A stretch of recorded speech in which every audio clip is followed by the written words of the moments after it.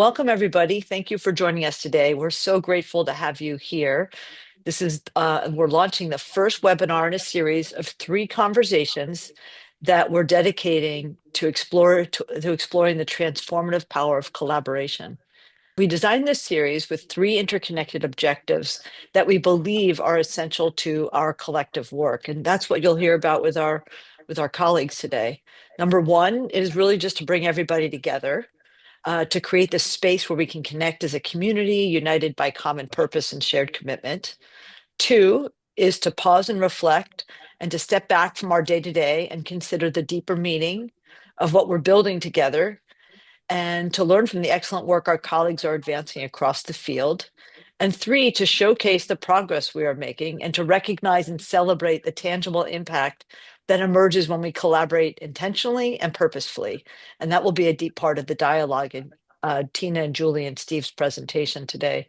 So our hope is that through these conversations, we will deepen our understanding of what effective collaboration looks like and how we can strengthen it in our work. And this really underlies the work of the MIT Office of Sustainability. And I imagine Power Options in the City of Cambridge Office of Sustainability as well.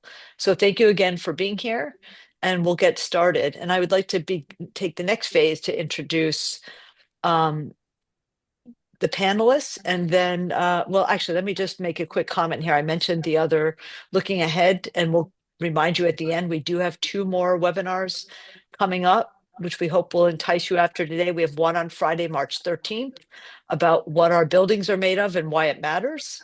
And on Friday, April 3rd, another called The Plate and the Planet, MIT's Integrative Approach to Sustainable Food Systems. And Tina and Julie, you're welcome to join us for these as well. Thank you. And we'll continue to share out. I see there's many folks from different groups on with us today. So please share this with your teams as well. All right, next, let's introduce who's speaking with us today. So we've got Steve Lanou. Steve is, I think many of you know from the MIT group who Steve is. He's from the Office of Sustainability, and he helps steer MIT's clean electricity and net zero strategy. He manages our renewable energy power purchase agreements, as you'll hear today, and he's spending a lot of time working through the details of RECs and emission accounting. He's a senior project manager with our office. We then have Julie Wormser. She is the City of Cambridge's Chief Climate Officer and the Director of the city's Office of Sustainability. And the sustainability in the city leads the City of Cambridge's work to cut greenhouse gas emissions, support a just energy transition, and build resilience to climate impacts such as heat and flooding, and much more.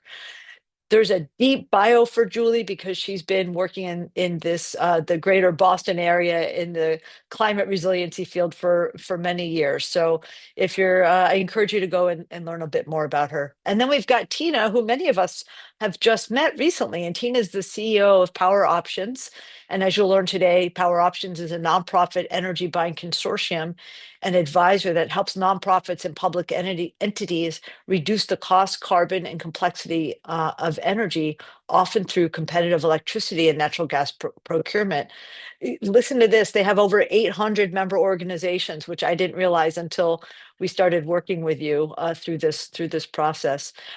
Tina's also new to us. She just assumed the role of CEO in actually July of 2025, and also similar to Julie, has an extensive professional background in energy services. So we're so pleased to have both of you. From a logistics standpoint, everybody, please add questions to the chat. We probably won't have enough time to go through all of them, but we will review and share some of these depending upon time for discussion at the end. But please ask any question because we will distribute those both to Tina, Julie, and our team. And don't worry if we can't get to those questions, we can always follow up, but it really informs our own thinking. We're so curious what people want to learn about. And lastly, we will be recording this in an effort to share with those unable to join today. Okay, Steve, take it away. Thanks. Great. Thank you, Julie Newman and Tina and Julie Wormser for joining us today. I have had the pleasure of working with both of your organizations now on this particular project and this collaboration for, boy, we were trying to think about when we actually started. It was pre-COVID. So in that Netherland era. But we've been at it for a number of years. We've been through a pandemic, we've been through a war, we've been through supply constraints, and we've all stuck together, which I think is really a testament to how we pulled this together and how we've continued to work through some of the problems. And I just wanted to take a moment before we sort of get into the panel and briefly frame what I'm calling sort of the origin story behind this collaboration, which was really focused on addressing climate challenges in a large scale manner that can contribute individually to institutions' own goals, but also looking to contribute something to sort of the greater good, if you will, in terms of being able to provide a model that can be shared. Uh, and interestingly, as we got into this, we quickly understood that it's not technology is not the only problem that we're looking to solve or that will get us out of this the challenge that we're in. That it's really about new ways of finding how to work together. And this has been sort of showcased by a number of organizations, including the UN, about the solutions are going to ultimately rely on how well organizations and how quickly organizations can work together to solve the problems that we're facing, and that it's not only a technology question, but as my colleagues always remind me, it's also a people question, and how can we get people aligned and working. And so, first and foremost for us for getting involved was really thinking about how can our sort of impact match our aspirations, and realizing fairly quickly that going alone doesn't necessarily enable us to sort of achieve the level of scale of impact that we're looking to have, and that by working together and finding willing partners to explore sort of how to do things together can have an impact that matches better with what the organization's sort of inspiration is. And so what I think our whole discussion will focus on is that the organizational challenge is as great as sort of the energy transaction challenges that we came across. So just a quick sort of snapshot, and we can dig into any of these pieces specifically. But when we started, so as a convener, MIT really wanted to, as I say, meet its ambitions of impact by reaching out with others and seeing who might be interested in sort of learning this together, sharing risk, sharing resources, and seeing what might be out there in the marketplace to procure renewable energy. And so, sort of important pieces of it were finding not like organizations, but diverse organizations, essentially so that we could figure out a framework that these different organizations could move together. And so important pieces of this were coming up with a number of sort of common statements of purpose, trying to align what missions were for this activity, sharing them, discussing them. There was also this creation of a common framework. We created some evaluation tools, which were helpful in laying out what kinds of objectives people wanted to achieve and what kinds of aspects did we want to avoid. Some folks wanted to focus more on a co-benefit of driving a health impact. Others were interested in being able to provide sort of lower cost energy options. And so that was sort of paired with a very deliberate effort to do this institutional coordination, which really is about meetings, it's about time, but it's about regular, structured conversations that allow each other and being clear about decision making, sort of identifying who will be making a decision and what are the time points, and how will those be captured. And and really as a product, but it was also a requirement, was this idea of having built trust. And I think Julie Wormser might touch on that a little bit, but this idea that through this process builds trust, but you have to have a certain amount of trust in each other as you're going into this, and then reference and reinforce that throughout. And that's going to be that ultimately what we found is a good product. So, what did the collaboration make possible? Sort of what were we able to do? We created this procurement pathway where all of us from MIT, the City of Cambridge, Power Options, Harvard University, Mass General Brigham, and then a number of other hospitals and nonprofits, which Tina might mention, were able to participate and procure a sizable amount of renewable energy um, through a pathway which was clear, negotiated together. And I think fundamentally, one of the sort of pieces that we are able to deliver is reducing barriers for everybody to participate in. It's a risky, complex set of sort of processes and negotiations to go through. And by sharing resources, expertise, reducing barriers was a real sort of contributing effort of it. Um, and through this process, we were able to align diverse constraints, different organizations. Bringing in power options was critical to overcoming one of those kind of constraints about how to go into a joint procurement opportunity with a municipality.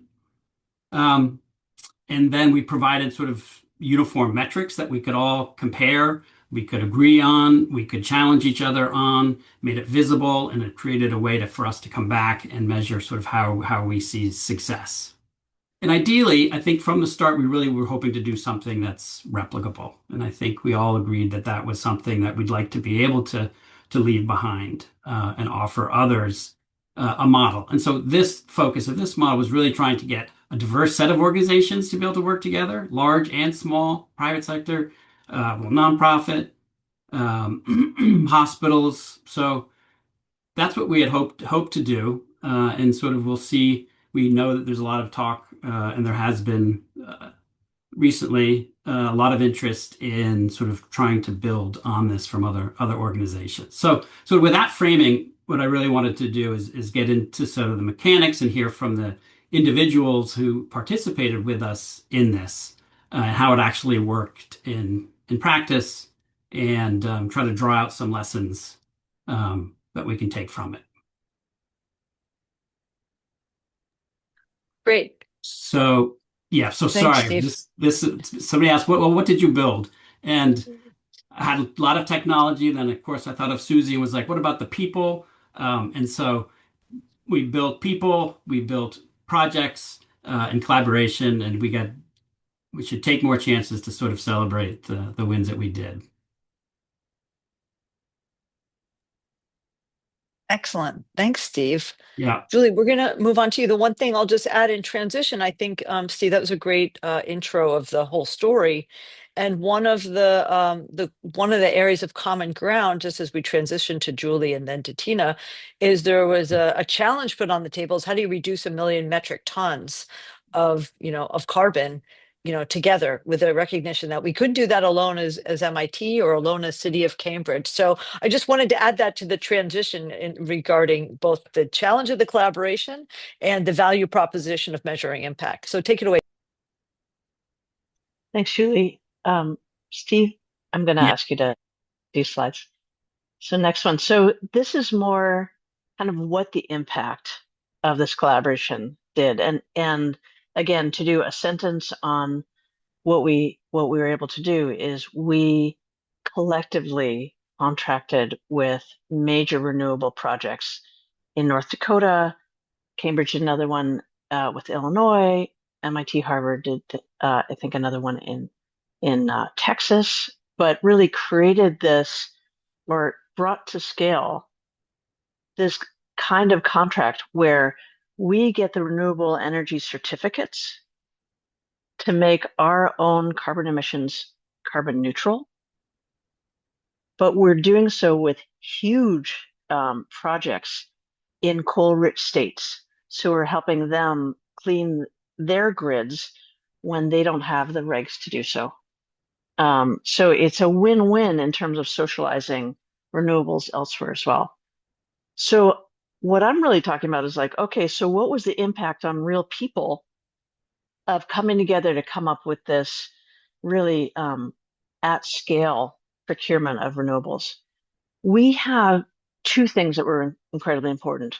One is that there is a state law that allows every city and town to use its collective purchasing power to lower the cost of electricity for residents and businesses within that city. So we call that the Cambridge Community Electricity Program. And because we're Cambridge and because we're progressive and because we have the same goals as MIT and Harvard of getting to carbon neutral by 2050, we don't just bring down the cost of our electricity, which we do, we also offer up to 100% renewable electricity.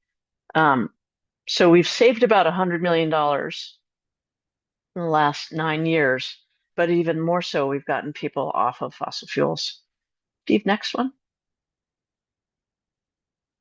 So the key thing, though, is our local negotiations with actual power plants, power purchase agreements.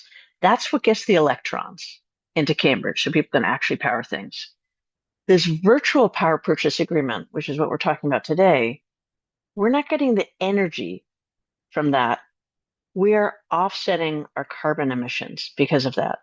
So it's a two-step process. We get the actual electrons, which are actually 70% of which come from natural gas, not renewables, in the Massachusetts grid. That's where we're getting the power. But because we're talking about a global carbon diet, it doesn't matter where the renewables are. And so what we figured out together over the course of 5 or 6 years is the cheapest way to go to scale is not to put rooftop solar in Cambridge everywhere, which would not get us to scale and would be very expensive and awkward. It would be to get renewables going in carbon-rich grids elsewhere to offset what's happening in Massachusetts as we move towards renewable energies in Massachusetts. So it's this two-step process that has us legitimately say we have carbon neutral electricity. Next, please. So here is our staff, Megan Shaw, who's off to the left, in the Illinois Solar Virtual Power Purchase Agreement. Think about the scale of this, and you're only seeing a tiny fraction compared to what one could do within Cambridge or even within Massachusetts. It is so much cheaper and so much bigger to do these projects again, and you're making a big difference. The difference between offsetting gas and offsetting coal also makes a much bigger difference in the global carbon diet. Next, please.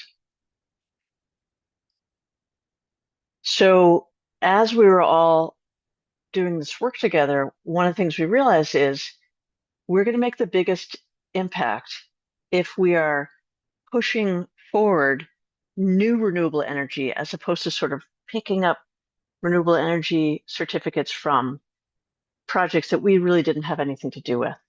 And the only thing that we do that is more impactful than these long-term contracts in these coal-rich grids is we actually have some municipal solar where we actually retire those renewable energy certificates. We are using that solar on site for electricity. That's the only thing we can do that actually has a bigger impact on the global carbon diet.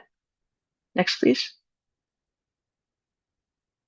So drum roll, what this means for people is that because of our local negotiations to bring the price of electrons down, and because through these VPPAs, we brought the price of renewable energy certificates down, we were able to bring our cost of 100% green electricity to below what people could get from Eversource right now.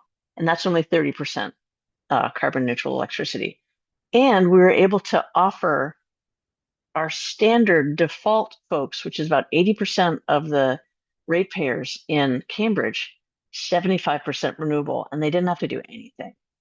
That was what we did, and that is even cheaper than what they could get through Eversource. So in these days of pushing back against climate, not that climate change is not happening, but it's too expensive to do something about it. By leaning in together, and we could have only done this, I think the key thing that Steve and Julie are saying, only way we could have done this is through collaboration, both in terms of the thought leadership and the actual negotiations. So I'm going to leave it there. So here's our bottom line. Yeah, the public gets cheaper, greener electricity. And we also, because of these virtual power purchase agreements, we actually have more renewable energy certificates that are cheaper than what you could buy in Massachusetts for our big regulated buildings. And we will make those available to people as well. So that's a bonus. That's great. Good stuff, everyone. Thank you. Yeah.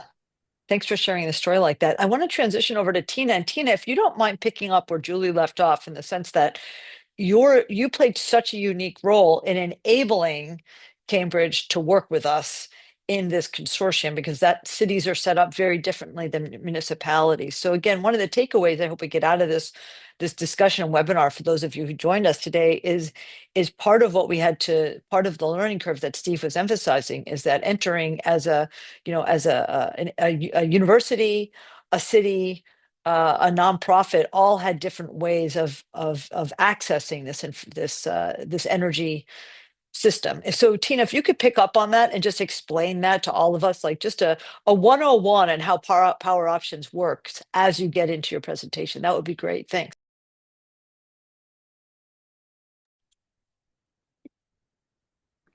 Sure.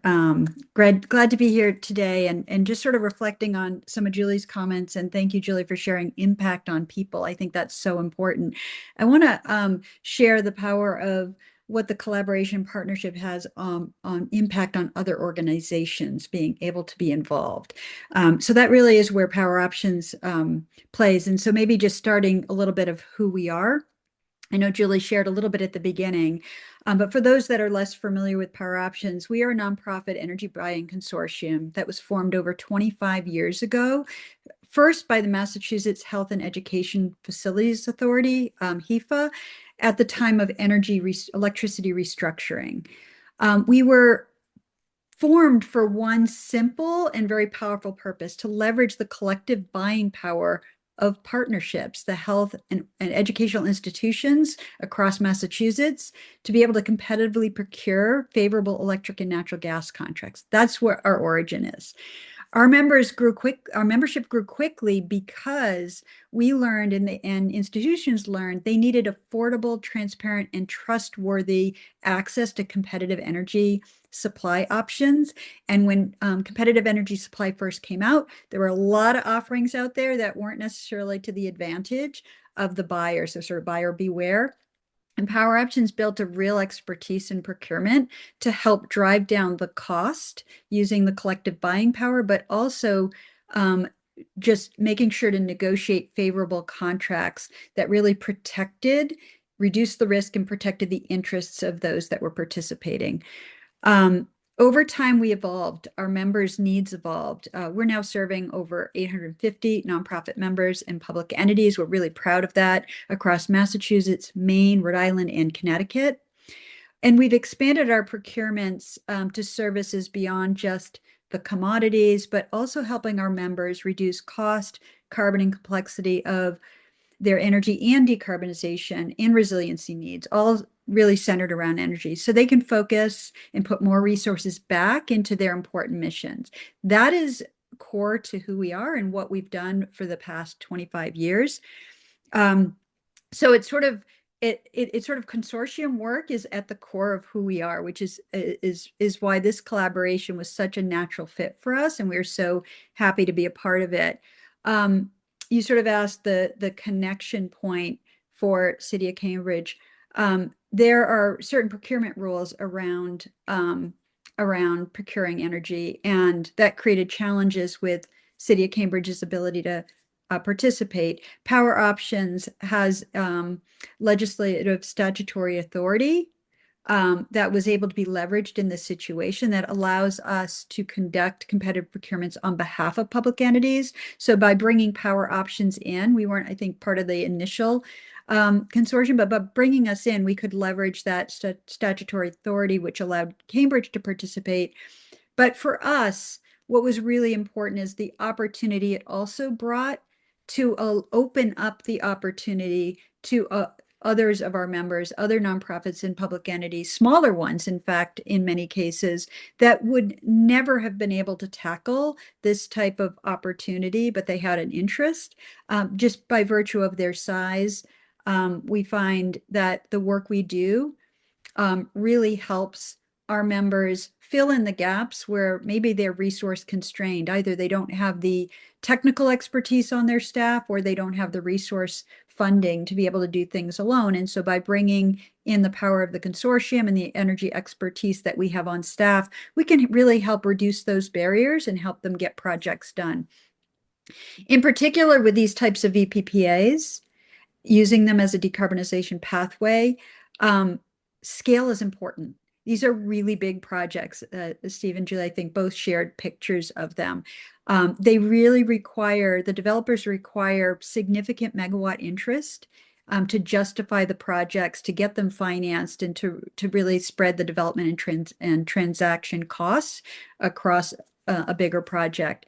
So that's really the barrier of individual institutions, large and small, trying to go it alone, and being able to come together and doing something this meaningful was really just an exciting opportunity. By joining the consortium, just some of the things we were able to do is help aggregate sufficient load to make the project viable. We were able to help spread that transaction and advisory costs associated with doing this kind of project across multiple institutions. It lowered the risks, I think, that each institution bore as well in participating. And again, as most attractive to us is it allowed some of our smaller members to participate, like the Museum of Fine Arts, like WBG, Rio, and some of the other institutions that joined in. A number of hospitals and a number of other educational institutions joined us as well. So really exciting that we were able to expand it in that way. Value proposition of the collaboration is really clear and really directly aligned with our mission. We used the collective buying power of the broader consortium, both within our membership and at large. We reduced barriers to participation. We provided technical and contractual expertise, collectively, all of us, our own individual expertise to the table to solve a really hard challenge. These are complex projects, something that we hadn't done before. And we were able to deliver both economic and environmental value, as Julie shared. So anyway, just a little bit to sort of set the stage for why we participate and the value we saw out of our participation. Can you just say, for clarification, before we get to the next piece, and I think, Steve, you've all alluded to it, but who do you, how many organizations did you bring into this agreement? Can you just let people know that? Yeah, Yes, because I we've got can. a couple of independent groups, right? And Steve, maybe you can provide a reminder through a Yeah, slide of who's involved, but go ahead, Tina. yeah, I can share. So we have MIT and Harvard and MGB, which I think formed the C3 initial collaborative, and then City of Cambridge joined in. We also have built Boston Children's Hospital, Dana-Farber Cancer Institute, Beth Israel, Tufts, the Mass Convention Center, WBGH, and the Museum of Fine Arts. Interestingly enough, the WBGH and the Museum of Fine Arts are the smallest two members in the broader consortium. And so in order for them to participate, we actually created a power options wrapper where we stood in between as the contracting entity because they couldn't contract on a project this complex on their own. So we really, the others all sort of participate individually, but we were able to play that role to help some of the smaller members that were really interested in making a meaningful impact on decarbonization and emissions, be able to participate in this kind of a size and scale project. Okay, great. May I add to what Tina just said? I think another thing we haven't really emphasized is these huge projects require investor level credit ratings, which the two Yes, so good point. the hospitals in MIT and Harvard and Cambridge have, But Cambridge, at least, so cities in Massachusetts, towns in Massachusetts have really challenging municipal procurement. We could not have participated without power options. We're not allowed to do single source procurement of electricity like this. Because we're in Massachusetts, it may be easier, probably easier in other states. So I think one of the things about a sophisticated nonprofit being able to bring everything together, it prevents people from being scammed. It allows communities to even participate from the get-go, and also to build that level of technical understanding that we three big institutions have, but most people don't. So, as we go from piloting something big and important like a virtual power purchase agreement to go beyond just the big players, it has to be somebody like Power Options to be able to bring in other people. Yeah, and I would also just add that power options as a solution came to us slowly. We had sat with the city very early on, as we've talked about, sort of alignment for climate solutions. Like the city has ambitious goals for net zero. MIT does, Harvard, any number of organizations. But what is the solution, and what are the solutions that can work together? And so from the start, we were looking to align and sort of co-solve with the city of Cambridge. And it was a good year after we started conversations that we fully realized that the city probably couldn't participate as we had envisioned or structured because of those limitations on procurement requirements. And so it took another number of months to find power options, even though they're right there. But came to us Yeah. through members. And so we could have said, oh, okay, well, maybe next time with the city or others we can have them participate. But it was a very sort of pragmatic patience to try to find that, and that's where Power Options really allowed us to shine. It's really interesting, Steve, too, because at the same time we had been exploring VPPAs, and one of our challenges that we were finding is aggregating enough interest, Mm. right? Because of the size and scale required. So I think it's sort of like, it's really interesting. At the same time you were trying to solve a challenge, we had a different challenge we were trying to solve. And I think that's a real important reflection point for all of you listening here today, to really think through, like, when you bring a diverse set of people together, you often come with trying to solve slightly different challenges. But when you can spend a little time together, and time was spent, right? In the beginning, really aligning on a set of objectives that you can all share, it can be super powerful. And what you find often is, whether it's because of the collective expertise you bring to the table that any individual organization wouldn't have had on their own, because of the collective objectives you can share together, you can get a whole lot more done, and you can take on projects that you just wouldn't have been able to take on by yourself. And so it's sort of that moment to think about, how can I sort of reach for the stars a little bit and think beyond the walls of the way I think about my work today, the way I think about my work in the organization, or my department, my organization, or even my community, however you're defining it. Yeah. I love the example, right? Like, this project, because it's done outside of Massachusetts, has these amplifying effects of bringing clean energy resources to traditionally dirtier grids, because the policies don't live in those areas at the same level that they do here, the luxury we have in a state that cares about this stuff.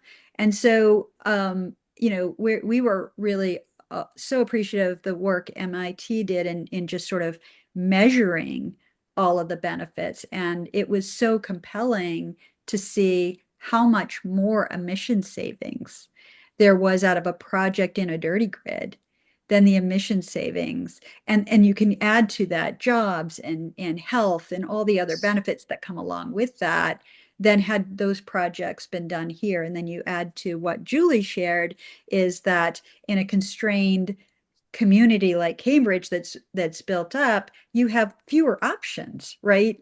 And they can be more expensive options. So being able to do a project that reduces emissions and saves money for the people in consumers, it's just a win-win, but it's not an easy solution to come upon. Yeah. I want to add, this is sort of talking about going back to consortium and trust, to add to what Tina just said. When, MIT is a center of innovation. A lot of that is based on the engineering innovation of like, how do I solve this technical problem? Now add a changing external environment, whether it's the economic environment, the regulatory environment, or the big one of climate. And as you are seeing these external things change, whenever you're doing innovation in an uncertain environment, you're going to run into more barriers. And when you are collaborating with people you like and trust, you have more tenacity and to survive the valley of death between a good idea and actually bringing it to fruition. I think of doing these kinds of projects like jumping from stone to stone across a river with alligators or crocodiles, wherever you are. That the lack of trust is like those stones are further apart and more slippery. The more trust you have, the smaller of a leap of faith it takes, and the more likely you are to get across without wiping out and being eaten by an alligator.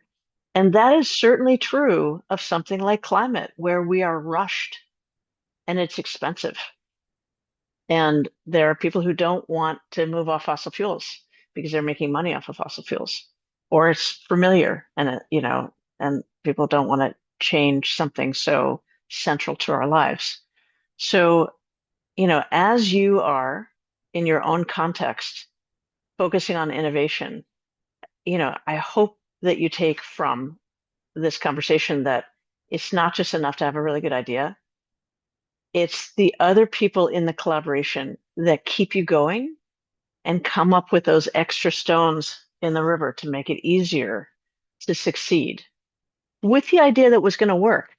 But it's that valley of death, or the river of crocodiles that prevents a lot of good ideas from coming to fruition. And that is certainly in the case. Cambridge would not have been able to do this without this consortium, even though it was a good idea. Power Options wouldn't have been able to do this without these big institutions, even though it was a good idea. Yeah, I was going to say ×2 and great analogy. Yeah. Steve, did you want to comment on something? We're starting to get, I have No. one question I wanted to No, I add, think and then give you a chance to ask questions. yeah, we're getting some great questions. But let me just ask you one question before we jump into some of the audience questions.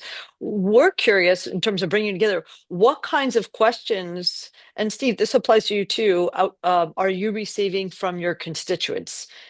Not the questions that we're getting through the chat right now, but like, with your 800 organizations, are some people coming to you, Tina, and saying, gosh, I wish we had joined that. When's the next one coming? What kind of, and similar to you, Julie, your constituent. So just when you respond, if for the sake of the folks on the call, define who your constituents are, because to us, the value proposition of this, there's so many varied values of this, of the collaboration. But I think one of the great excitements for us is that each of us represents such a different group of constituents, from citizens from Cambridge homeowners, to your 800 organizations, to our MIT community. So Tina, I want to start with you. Again, what kind of questions you're receiving and curiosities from your groups? Yeah, I think, for us, definitely interest, and in some ways it opened up opportunities with our members to have conversations around other alternatives as well. And one of the things I would just sort of say on this as well, as you're building trust, even with the members in the consortium and our smaller members, opened up opportunities to help them in other ways because you've built this. It goes back to that trust, right? And that foundation of knowing each other a little bit better, knowing their needs just that much better. That we're helping our members with a whole wide variety of sort of decarbonization and emissions related services now, helping them electrify fleets, helping them find financially accessible paths to installing chargers. I mean, so for some of our smaller members, like upfront cost is a big deal and they don't have it. So finding ways to financially engineer as a service kind of options so that they don't have upfront costs. But when you start having the conversation, you can expand it into other things. We now are rolling out a new program. We called it our Building Decarbonization as a Service program, or it's sort of a fun name, so I'll say it, Badass, which is really helping our members find ways to sort of decarbonize their buildings themselves. And sometimes you run into a lot of barriers. So putting the financing, be able to wrap the financing in there as a service allows them to use maybe opportunities that like whether it's lighting or other things that return savings pretty quickly to invest in other parts of that decarbonization of a building that that just take longer time for return. So by able to engage them in a conversation around, well, what are your needs and where are your opportunities? We've been able to build programs that meet their needs more specifically. And that's really exciting because all of that has really developed for us over the last couple of years. And our members are just really excited about the opportunities that lie in. And I'll just say when we do our procurement, we actually often have some of our members on the procurement teams, helping us shape how we develop the RFP. So that's always really helpful as well. And that's, again, a continued collaboration to make sure that what we are building is meeting their needs collectively. Great segue. Julie, can we go over to you and then Steve will end it. We'll come to you on this question next. I think City of Cambridge, like MIT, is not satisfied being one of the top 50 cities. We want to be one of the top few cities in the world. And so what I would say is that we are looking for replicable solutions. So of course we want it to be cheaper than alternatives for our residents, but also because nobody would do what we're doing if it was more expensive or considerably more expensive. So we are looking to be an early stage living lab for climate solutions. Right now, another constituency is the state legislature. There is a series of energy bills going through the legislature right now. And the tussle is between people who want to speed the transition to fossil fuels and folks who don't. And for us to put our thumb on the conversation and say, we're able to do this in an affordable way is really important to that conversation. Because a lot of the legislation right now is about the nuts and bolts of what do we do next? Are we going to electrify? Are we going to phase out fossil fuels? Or are we going to focus on getting bills down today at the expense of much more expensive bills later? So we think a lot about folks beyond our borders, but we have to do it right within our borders in order to have that megaphone. Yeah, that's why we're recording this too, because I think what's so interesting is, particularly with researchers on the call with us today, as MIT seeks to solve, if you will, for climate mitigation and see climate mitigation solutions, we need to really understand what kind of questions the different, homeowners have and the city of Cambridge or residents, if you will, and all of the members of Tina's group from Power Options. And then Steve, you've had to navigate a lot of questions. And so again, we don't have time to go through everything you've been dealt in terms of the kind of emails and questions you've got, but maybe just a couple of highlights of what Sure. of the because we have a different constituency here at MIT with students, staff. and faculty. Go Yeah. ahead, Steve. Thanks. Instead of starting with who I see my constituents were in this project, certainly the questions that we got from all of our constituents, and is always top of mind for me, and the questions that we continue to get is the climate action projects that MIT is going to undertake, are they credible? Are they robust? Are they measurable? And are they financially sound? Right. And so, you know, I often will think of my constituency as our senior leadership. They are asking these same questions, but also our MIT community, which is diverse, is made up of students, faculty, and staff. But at the root of it are those questions about credibility, robustness, measurability, and is it really going to have an impact? And so we've worked hard to find projects that are credible, that our participation in these projects make them credible and make them robust, and focus on both technologies and systems that are measurable. And that's why sort of production of clean electricity was popular because of its robust systems behind it for measuring. And then we can take that and build from that and build some credible measures around the climate impact. Very helpful. Steve, there's a question that's come in through the chat, which I'm going to start with you, but please, Tina and Julie, comment on one of the questions. And I think this is a question we have gotten throughout, through our constituency, also not just today, is how do you identify carbon-rich grids to implement renewable projects in? And Tina, you alluded to this, as well. But Steve, you were deep. You had your Sure. hands deep in that process of identifying, if I recall, almost 125 projects across the country. Not you didn't, but were identified. And if you could just speak to that a little bit, that would be great. Sure. So one of the things that the next generation of sort of PPA buyers and renewable energy buyers are trying to develop is an articulation of what kind of climate or carbon impact renewable electricity projects have. And that has not been the case. It's measured in megawatt hours. How many million watts of energy is somebody producing? But that measurement didn't make any distinction between that energy being built or produced in Vermont versus in North Dakota.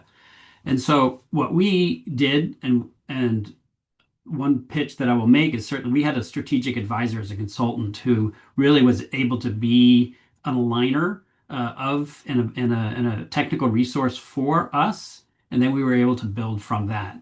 But there are a number of tools out there that are able to essentially measure what a grid in a particular region is doing in terms of how much carbon emissions are being produced because of the different kinds of generating sort of assets that are there. So there is a lot of work looking at understanding what exactly what power plants are coming online or offline at any 1 hour, and how much of those are gas or coal or wind or solar. And so we were able to tap into that and get us an understanding of, at the hours which our renewable projects will be operating, what might be some of the dirtiest grid power that we would be displacing. And so this focus on sort of what we call emissionality, which is trying to maximize the emissions associated with renewable electricity projects, really was tantamount. Great, Steve. Any other comments on that, Tina or Julie? I'll just say that the learnings from that can really inform future policy and other initiatives. So I think I would just sort of emphasize some things that you've already heard around replicability, but with the intention of making it accessible as well. So I'll just sort of add to that replicability and need to have a credible and affordable project or financially sound project is really think around accessibility of the project in the way it's designed and so that when we're trying to solve these problems, they can be solved in the participation in these kinds of projects can be greater because it'll have a bigger impact that way. And MIT has been so great in the whole collaboration consortium has been so great in sharing findings. And I think that's really important too, because we can take learnings from that into the work that we do for policy and advocacy, and as we help think about strategies for our members, what are the learnings that we learned from this that could apply? So I think that really requires intentionality, and it does require that level of, I'll go back to the trust, that level of trust and willingness to share outcomes together, because I think that's where we get a higher degree of learning than in any one organization. That if the learning sits there, it's not going to go anywhere, right? So again, Yeah. I think that's something that MIT is very good at, and has been so willing to share. Great. There's time-wise, I'm mindful of the time. There's a question that's posed as a thought, um, because there's not one of you can have the answer to this, but it is something that I think in relation to the various constituencies that we all are connected to. It says thought, and it's asking whether or not it would be beneficial to include AI-powered data centers, present and future, within the data to indicate their form, function, impact on community energy use. And I share this with you, one, because it's very thoughtful from somebody on the call today, but I think it's something that's very prevalent in our discussions today. So it's less related to our current PPA at the moment. It is something we're accounting for, and just so we add in, Tina, so you and Julie know as well that our climate project at MIT, one of their primary areas of of focus, if you will, are data centers. Same with our MIT Climate Sustainability Consortium. So we do have a couple of entities at MIT that are specifically looking at this. So anyway, any thoughts on that? In terms of the world that we're heading into around the role of data centers. I would just say Steve, it one looks. thing. Oh, go ahead, Julie. Why don't you start and Oh, then yeah, Go ahead, sorry, Julie. please. Steve. So the energy bill now being debated Mhm. actually brought that up. And the idea of what regulations, again, the role of government is also to constrain or promote things as well that are not constrained or promoted at an individual level. And so without regulations on energy use by data centers, they are sucking up our energy. And it's one of the big things that's making electricity so much more expensive, among other things. So there's a question of, do data centers need to have their own source of energy to power them? Do they have to pay for the construction of, the increase on the grid? Should they be required to use more renewables? And so how those all land will make an enormous impact on energy use worldwide. And I do think that if we require data centers to pay as you go, increase the energy capacity and have some robust percentage of that be renewables, that would transform the renewables market as well as energy prices. So there could be some real win-wins there. Yeah, great point.